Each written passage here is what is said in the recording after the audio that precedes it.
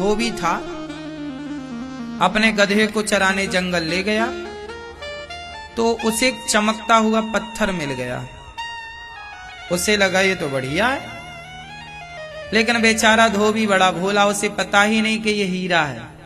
उसे लगा कि ऐसे चमकने वाला पत्थर तो हमें रोज मिलते हैं रास्ते में, ये भी एक पत्थर पर ये बढ़िया चमक रहा। तो चमकता हुआ इतना बड़ा पत्थर धोबी ने उठाया और गधे के गले में लटका दिया। और सवेरे जब गधे को नहवाए तो साबुन लगाए और उसी पत्थर से घिसे गधे को, बढ़िया गधे को साफ करे। अब गधे के गले में वो पत्थर लटका। एक दिन वहां से जौहरी निकला तो जौहरी ने उस गधे के गले में हीरा देखा। तो जौहरी समझ गया कि मैं बोलूंगा कि ये हीरा है तो इसके दाम बढ़ा देगा। तो जौहरी ने चतुराई से कहा, अरे भैया धोबी, ये पत्थर कितने का दिया? तो धोबी बोला कि पत्थर की कीमत क्या है, आपको चाहिए तो वहां जंगल में से बहुत पड़े हैं, उठा लेना। जौहरी बोला, हमें जंगल जाने का टाइम नहीं, तुम 5 रुपए ले लो और यदि 5 रुपए में ये पत्थर देना चाहो तो दे दो। धोबी तो बड़ा खुश हुआ कि वाह, पत्थर के 5 रुपए मिल रहे हैं। तो धोबी ने तुरंत हीरा निकाला गधे के गले से और जौहरी के हाथ में रखा और गधा जंगल की ओर फिर भागा कि वैसे पत्थर और लाऊंगा, 5 रुपए का बिक रहा है। वह हीरा जैसे ही जौहरी के पास आया, हीरा टूट करके टुकड़े टुकड़े हो गया।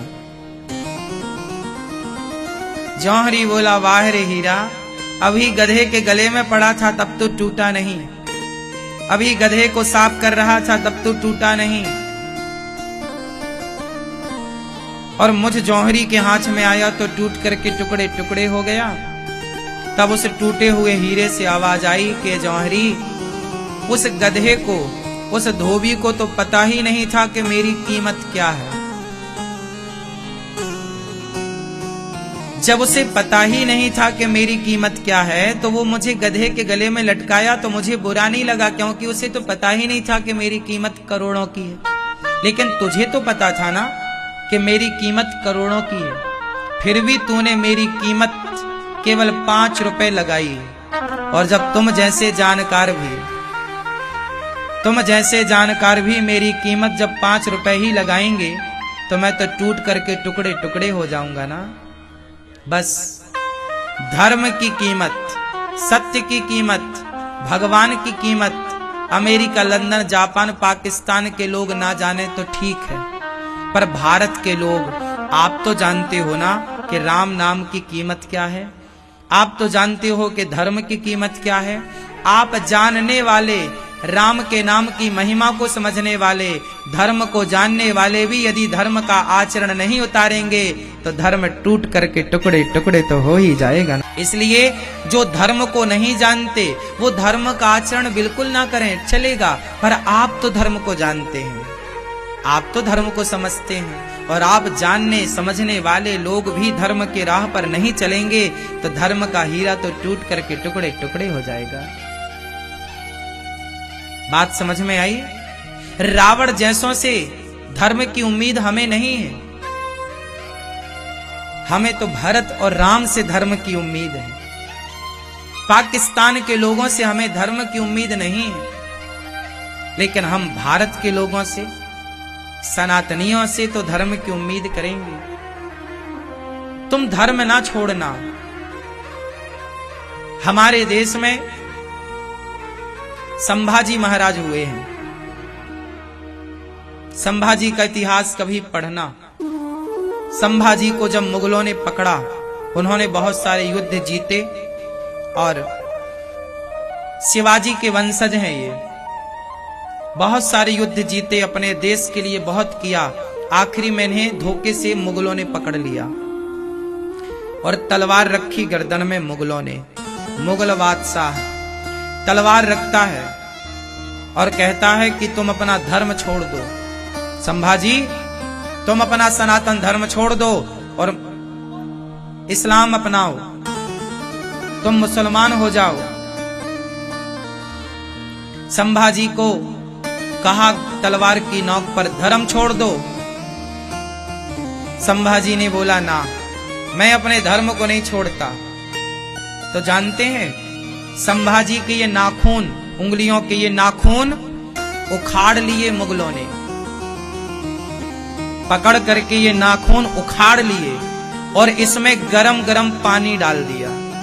अब सोचिए कि आपके ये नाखून उखाड़ लिए जाएं तो दर्द कितना होगा, और उसमें गरम पानी। और फिर उनकी उंगली काटी तलवार से, धीरे धीरे काटी, ऐसे ऐसे दर्द हो रहा है।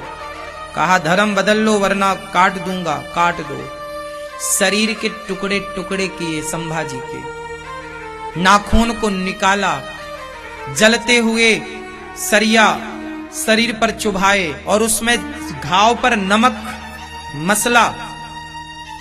सोचिए कितना दर्द हुआ होगा, कल्पना करने से भी रोंगटे खड़े हो जाते हैं। लेकिन इतना 39 दिनों तक कष्ट दिया, आखिरी में उनकी मृत्यु हो गई।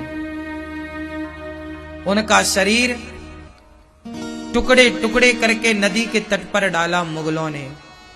ये बात मैं सिर्फ इसलिए कह रहा हूं कि हमारे देश में ऐसे राजा भी हुए हैं जिनके शरीर के टुकड़े टुकड़े हो गए, महीनों तक वो तड़पते रहे, दर्द से कराहते रहे, पर अपने धर्म को उन्होंने नहीं छोड़ा। वाह, ये है धर्म। स्वधर्मे निधनम श्रेयः पर धर्मो भयावह, गीता का वाक्य। भगवान श्री कृष्ण कहते हैं कि स्वधर्मे निधनम श्रेयः, स्वयं के धर्म में रह करके निधनम श्रेयः मतलब मर जाना श्रेष्ठ है। पर धर्मो भयावह, पराये धर्म को कभी नहीं अपनाना चाहिए। अपने जिस धर्म में हम पैदा हुए हैं हम उसी धर्म में रहें, अपने धर्म का परित्याग ना करें। अरे शरीर का त्याग तो करना ही पड़ेगा, मरना ही पड़ेगा, तो मर जाएं, पर अपने धर्म का परित्याग ना करें। ये है धर्म। धर्म है तो सब कुछ है साहब, धर्म नहीं है तो कुछ नहीं है। इसलिए तो कहा रावण के पास धन था, राम के पास धर्म है। इसलिए धन वाले रावण के पुतले जलाए जाते हैं और धर्म वाले राम के मंदिर बनाए जाते हैं। था भरा सोना खचा खच लंक की दीवार में, एक रत्ती नहीं मिला रावण को मरती वार में। जाने न देना धर्म, करना लोभ मत धन धाम का, और धर्म ही जाता रहा तो धन रहा किस काम का। धर्म चला गया तो धन बचा के करोगे क्या। इसलिए आपसे मेरी प्रार्थना है कि आप लोग अपने धर्म को मत छोड़िएगा।